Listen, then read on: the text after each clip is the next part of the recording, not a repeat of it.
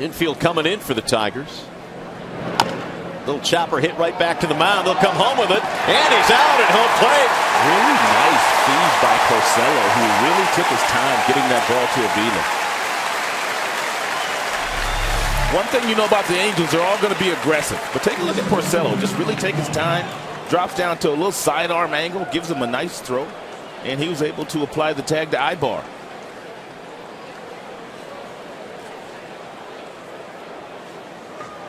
Aybar tried to reach in with that left hand and tag the plate. Couldn't do it, though. Avila had him blocked.